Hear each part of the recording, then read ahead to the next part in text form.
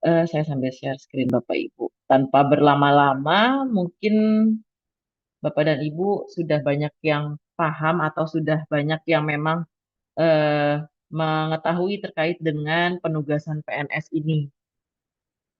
Karena memang Peraturan Menteri Pan-RB nomor 62 ini sudah terbit sejak tahun 2020 dan masih berlaku Bapak Ibu sampai saat ini, yakni terkait tentang penugasan PNS pada instansi pemerintah dan di luar instansi pemerintah. Saya akan membawakan materi ini dengan nama saya Rizky Amelia, analis kebijakan ahli muda di Asisten Deputi Manajemen Talenta dan Peningkatan Kapasitas SDM Aparatur. Baik, ini kita masih menggunakan pokok pengaturan dari turunan Undang-Undang 5 yang sudah dicabut Bapak Ibu oleh Undang-Undang 20, yang mana turunannya ialah PP Manajemen PNS nomor 11 tahun 2017, Jungto PP nomor 17 tahun 2020. Ada di pasal 178, ada di pasal 202, ayat 1, ayat 2, dan ayat 3. Bunyinya untuk pasal 178 ialah mengamanatkan bahwa selain mutasi dan atau promosi sebagaimana dimaksud pada pasal 177 ayat 3, pengembangan karir dapat dilakukan melalui penugasan. Kemudian pada pasal 202 di ayat 1, penugasan yang dimaksud pada pasal 178 merupakan penugasan PNS untuk melaksanakan tugas jabatan di lingkungan instansi pemerintah atau di luar instansi pemerintah. Dan ini yang di bold adalah jangka waktu tertentu. Kalau yang tadi di pasal 178 yang kita tekankan adalah pengembangan karir, ini bisa dilakukan dengan penugasan. Kemudian di pasal 202 ayat 2, penugasan sebagaimana dimaksud pada ayat 1 dilaksanakan dalam rangka optimalisasi, Bapak Ibu. Optimalisasi dari pelaksanaan tugas dan pencapaian kinerja organisasi. Kemudian pada pasal 202 ayat 3 ini merupakan amanat dari PP yang eh, akan dijelaskan lebih lanjut melalui peraturan menteri. Ketentuan lebih lanjut mengenai penugasan diatur dengan peraturan menteri. Kemudian terbitlah peraturan Menteri Pan-RB nomor 62 tahun 2020 yang terdiri dari 5 bagian, mulai dari ketentuan umum, jenis penugasan, kriteria dan mekanisme, ketentuan peralihan, dan yang kelima adalah ketentuan penutup. Izin kita melanjutkan ke bagian pokok pengaturan. Dari definisi dari penugasan yang dimaksud adalah penugasan untuk PNS. PNS saja Bapak Ibu yang bisa penugasan ya, P3K tidak. Untuk melaksanakan tugas dalam instansi pemerintah dan di luar instansi pemerintah, selain dari instansi induknya dalam jangka waktu tertentu. Kemudian, jenis penugasan ada dua, yakni penugasan pada instansi pemerintah, yaitu adalah pemerintah pusat, pemerintah daerah, gitu. Kemudian ada juga penugasan di luar instansi pemerintah, misalkan di lembaga-lembaga, misalkan lembaga-lembaga internasional seperti di World Bank atau di ASEAN. Kemudian, penugasan pada instansi pemerintah ini, yang pertama,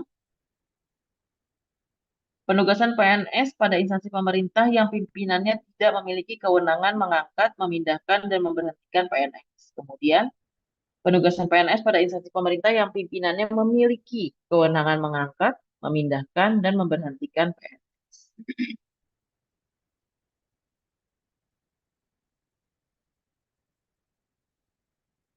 Oh, terlewat.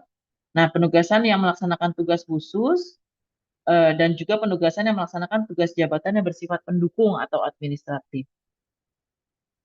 Kemudian, Bapak Ibu, untuk penjelasan penugasan di instansi pemerintah, ada beberapa yang perlu kita pertimbangkan ketika PNS diberikan penugasan untuk jabatan khusus pada instansi pemerintah. Yang pertama, kita harus memperhatikan kualifikasi dan kompetensi dalam jabatan tertentu yang dibutuhkan oleh instansi, sehingga terjadi kesesuaian antara kualifikasi dari PNS yang akan diberikan penugasan dengan eh, jabatan yang nanti akan dia tuju. Kualifikasi dan kompetensinya ini kita harus periksa betul-betul Bapak Ibu track recordnya dan rekam jejak jabatannya seperti apa. Kemudian yang kedua, penguatan pelaksanaan tugas tertentu pada instansi pemerintah. Ini memang kalau untuk tugas jabatan khusus biasanya akan ada semacam tugas-tugas tambahan gitu ya. Maksudnya ketika dia mendapatkan penugasan di jabatan tersebut, biasanya akan ada dari pimpinannya akan memberikan semacam ekspektasi lebih. Dan yang inilah yang perlu kita lihat lagi. Akan ada penguatan-penguatan terkait dengan pelaksanaan tugasnya. Kemudian, kewenangan apa yang melekat pada jabatan yang dimiliki oleh PNS yang bersangkutan. Dan yang keempat ialah optimalisasi pelaksanaan tugas dan pencapaian kinerja organisasi. Nah, selanjutnya untuk penugasan di luar instansi pemerintah, ini kita ada 4, misalkan di proyek pemerintah, organisasi profesi, organisasi internasional, badan atau instansi lain. PNS melaksanakan tugas jabatan khusus di luar instansi pemerintah dalam jangka waktu tertentu, mempertimbangkan yang pertama, jabatan yang bersifat mandatori yang ditetapkan dalam ketentuan peraturan perundang-undangan, atau jabatan yang keahliannya memiliki karakteristik tertentu dan hanya ada di instansi pemerintah. Nah, selanjutnya jenis jabatan penugasan. Jenis atau bidang tugas jabatan yang dapat diberikan penugasan. Yang pertama adalah JPT, jabatan administrasi, dan juga jabatan fungsional. Nah, jenis atau bidang tugas jabatan yang dapat diberikan penugasan ini disusun oleh pimpinan instansi pemerintah. Jadi masing-masing instansi pemerintah sudah menentukan jenis dan bidang tugas jabatan apa saja sebenarnya yang bisa diisi melalui penugasan dan yang bisa diisi oleh penugasan dari PNS instansi lain dan kemudian diusulkan pada Menteri Pan-RB untuk ditetapkan. Kriteria penugasan yang dilaksanakan oleh PNS harus memenuhi sebagai berikut. Yang pertama, sudah pasti kualifikasi dan kompetensinya yang tadi kita cek betul-betul Bapak Ibu, jangan sampai melenceng supaya nanti ketika berada di kantornya yang baru, PNS tersebut bisa tetap melaksanakan bekerja dan berkinerja dengan prima. Melaksanakan tugasnya juga tidak, istilahnya tidak nyasar begitu ya Bapak Ibu ya. Kemudian memiliki integritas dan moralitas yang baik, memiliki penilaian kinerja paling rendah baik selama 2 tahun terakhir, memenuhi persyaratan jabatan yang akan diduduki, dan yang pastinya dibutuhkan oleh organisasi. Jadi kalau tidak dibutuhkan oleh organisasi, ya buat apa PNS tersebut diberikan penugasan ya Bapak Ibu ya, Pak ya, stay aja di tempatnya masing-masing seperti itu. Kemudian dalam hal mekanisme penugasannya, mekanisme yang pertama adalah PNS diberikan penugasan atas dasar permintaan instansi yang membutuhkan dan juga ada penugasan dari instansi induknya. Jadi kedua bagian ini baik dari permintaan instansi yang membutuhkan ini dalam bentuk surat gitu ya dari instansi yang membutuhkan ke instansi induk dan nanti instansi induk akan memberikan surat jawabannya kepada instansi yang membutuhkan. Dan kemudian penugasan ini dapat diperpanjang dengan persetujuan PPK instansi induk atas usul instansi yang membutuhkan. Dan ini adalah alur pelaksanaan untuk penugasan Bapak Ibu. Bisa kita lihat mulai dari yang sebelah kiri, PNS yang diberikan penugasan. Yang pertama adalah kotak kuning ini yang paling utama sebenarnya instansi pemerintah harus sudah menetapkan jenis jabatan penugasan. Kemudian instansi pemerintah menyampaikan permohonan penugasannya. Kemudian nanti instansi induk akan menetapkan surat keputusan penugasan dan ditandatangani oleh PPK instansi induk.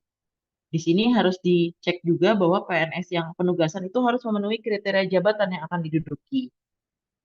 Nah, kemudian kita lihat nih Bapak Ibu, di kotak hijau yang garis putus-putus ini, apabila PNS diberikan penugasan untuk tugas jabatan khusus, pimpinan instansi induk harus menyampaikan surat pemberitahuan kepada Menteri Pan-RB dengan melampirkan dokumen-dokumen pendukung. Kemudian nanti Menteri Pan-RB akan memberikan atau menetapkan rekomendasi atas pemberitahuan penugasan tersebut pada instansi pemerintah. Tadi kan sudah di nomor 1 ke nomor 2, kemudian alur yang nomor 2 ke nomor 3, Bapak Ibu, instansi pemerintah menyampaikan pelaksanaan penugasannya kepada Menteri Pan-RB. Kemudian alur yang keempat, langkah yang keempat adalah selama melaksanakan penugasan, tetap dilaksanakan yang namanya monitoring dan evaluasi kinerja sesuai ketentuan peraturan perundang-undangan. Karena di Peraturan Menteri Nomor 6 tentang kinerja, PNS yang penugasan itu tetap dibuat SKP ya, Bapak Ibu ya, tetap membuat SKP, dan SKP itu ada yang periodik, ada yang tahunan, itu tetap tetap dilaksanakan sesuai dengan Peraturan Menteri Pan-RB Nomor 6 tahun 2022. Jika PNS yang melaksanakan penugasan ini ternyata tidak memenuhi target kinerja, maka paling singkat 1 tahun PNS yang bersangkutan dapat direkomendasikan untuk tidak diperpanjang masa penugasannya. Nah, kemudian langkah yang terakhir adalah PNS yang telah selesai melaksanakan tugas atau penugasan dapat diangkat ke dalam jabatan pada instansi induknya kembali dengan mempertimbangkan ketersediaan lowongan jabatannya. Ketentuan lain-lainnya, Bapak Ibu, bahwa di sini untuk pelaksanaan penugasan tugas jabatan khusus, pimpinan instansi induk ini menyampaikan surat pemberitahuan kepada Menteri Pan-RB. Nah, lampiran dokumen pendukungnya apa saja? Yang pertama biasanya kami akan mintakan, apa sih urgensi dari penugasan jabatan khusus ini? Apakah memang kualifikasi dan kompetensi jabatannya yang memang yang dimiliki oleh PNS tersebut memang dibutuhkan oleh instansinya? Atau karena kewenangan yang melekat dalam jabatan yang dimiliki oleh PNS yang bersangkutan. Kemudian urgensi yang lainnya juga perlu dijelaskan adalah penguatan terkait dengan pelaksanaan tugas tertentu pada instansi pemerintah. Yang berikutnya adalah optimalisasi pelaksanaan tugas dan pencapaian kinerja organisasi. Misalkan kalau orang ini atau PNS ini tidak penugasan ke instansi tersebut, nanti tidak selesai nih kinerja organisasi. Misalkan diminta untuk membantu dalam proyek nasional pembangunan jembatan seperti itu. Kalau orang ini tidak tidak diberikan penugasan dalam penyelesaian proyek nasional tersebut, jembatan ini nanti tidak selesai karena ekspertisnya atau keahliannya ada di sana, ada di orang tersebut. Kemudian urgensi juga yang terakhir ialah kenapa dia harus melaksanakan tugas jabatan khusus? Apakah karena memang tidak ada orang lain yang memang memiliki keahlian tersebut, atau karena orang ini sudah memiliki sertifikasi tertentu, begitu seperti itu Bapak Ibu. Dan juga yang kedua, ini dokumen pendukung yang disampaikan adalah surat permintaan dari instansi pemerintah. Ini instansi pemerintah yang memang membutuhkan PNS untuk penugasan, dan juga surat persetujuannya dari instansi induk yang sama-sama kalau bisa ini keduanya ditandatangani oleh PPK. Bahwa memang PPK di instansi pemerintah yang akan diduduki oleh PNS penugasan ini memang menyatakan memerlukan 1 orang PNS tersebut atas nama si A dengan NIP sekian untuk mengisi nanti jabatannya apa. Nah, ini tentunya membutuhkan surat persetujuan dari instansi induknya yang juga ditandatangani oleh PPK. Karena nanti kalau PPK tidak menandatangani, PPK tidak mengetahui gitu kalau ada pegawainya yang sedang melaksanakan penugasan di tempat lain. Dan nantinya juga tetap harus dilaksanakan monitoring dan evaluasi Bapak Ibu secara periodik maupun secara tahunan dengan mengisi SKP.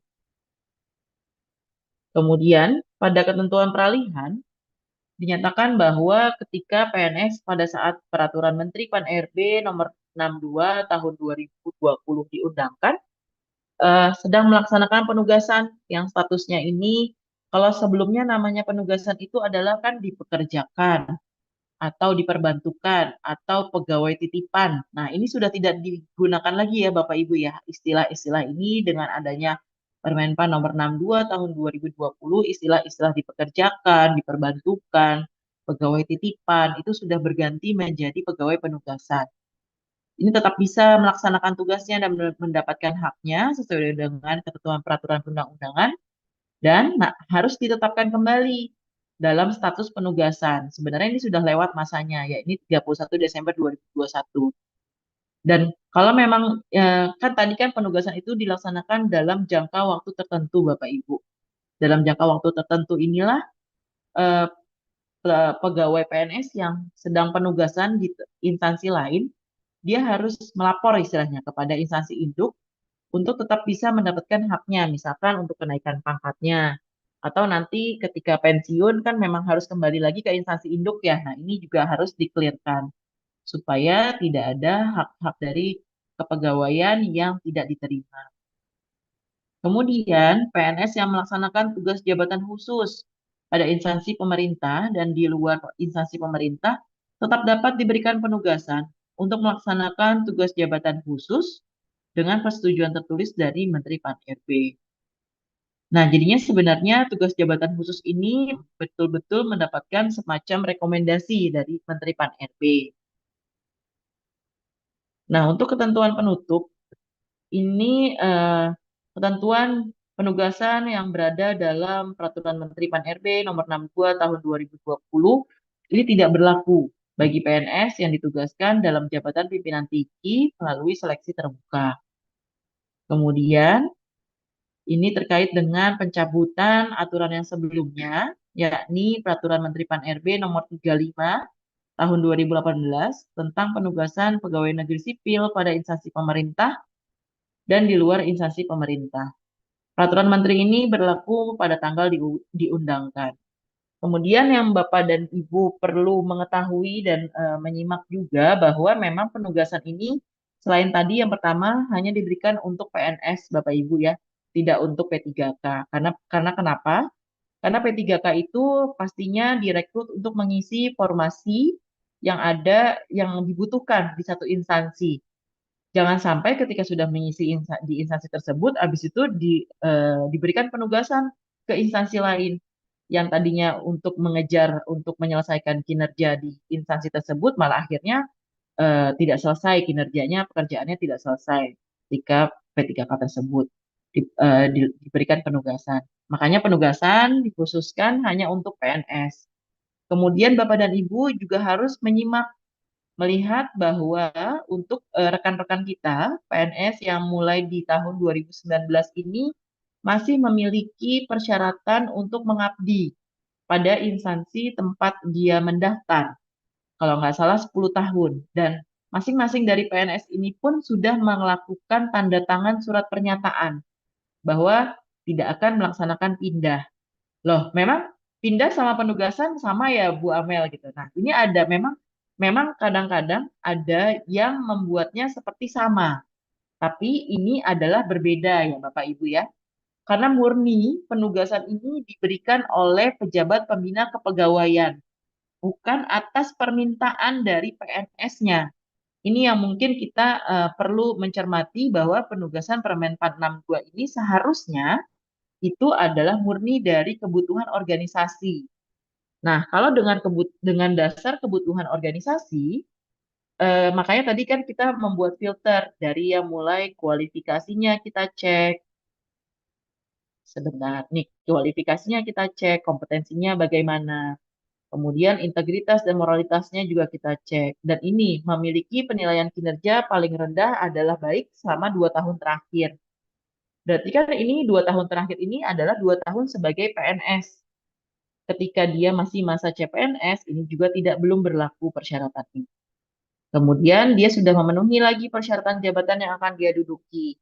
Dan tadi, ini yang paling kita highlight adalah dibutuhkan oleh organisasi. Kalau memang ternyata rekan-rekan kita yang PNS masuk tahun 2019, 2020, 2021, 2022, ini mendapatkan penugasan dari PPK murni, murni PPK yang menugaskan, itu silahkan. Namun penugasannya biasanya tidak bisa lama-lama, maksimum hanya 1 tahun.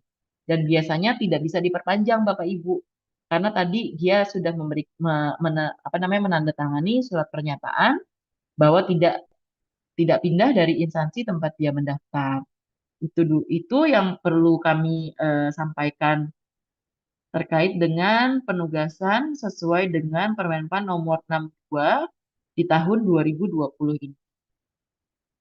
Nah, kemudian sebenarnya ada juga penugasan dalam manajemen talenta. Namun karena memang peraturan manajemen talenta ini sedang dalam masa drafting untuk revisi ya Bapak Ibu ya. Jadi nanti kita akan menunggu dulu bagaimana nanti manajemen talenta dengan konsep baru yang lebih dinamis dan lebih reformis begitu ya, yang akan nanti menjadi dasar hukum dalam penugasan dalam manajemen talenta. Jadi nantinya selain penugasan dengan penerapan 62, ada juga penugasan dalam manajemen talenta. Dan juga Bapak Ibu perlu diingat kembali dengan terbitnya Undang-Undang 20 tahun 2023 tentang aparatur sipil negara, otomatis ini akan merubah juga semua aturan-aturan turunannya. Yang dalam waktu dekat yang sedang disusun adalah peraturan pemerintah, rancangan peraturan pemerintah tentang manajemen ASN ini masih disusun. Nanti apakah di sana penugasan itu akan masih sama atau nanti apakah ada perubahan atau hanya nanti penugasan dalam manajemen talenta? Nah, ini yang perlu kita tunggu bersama Bapak Ibu. Bagaimana nanti penugasan dengan aturannya yang terbarunya nanti akan lebih clear lagi pastinya kalau memang peraturannya sudah terbit. Untuk saat ini, penugasan yang memang kita laksanakan itu masih menggunakan Peraturan Menteri Pan-RB nomor 62 tahun 2020. Baik, kemungkinan dari saya ini untuk kita pemantik diskusi awal, Bapak Ibu, dari saya cukup sekian. Kami kembalikan ke Mbak Claudia. Kami persilahkan.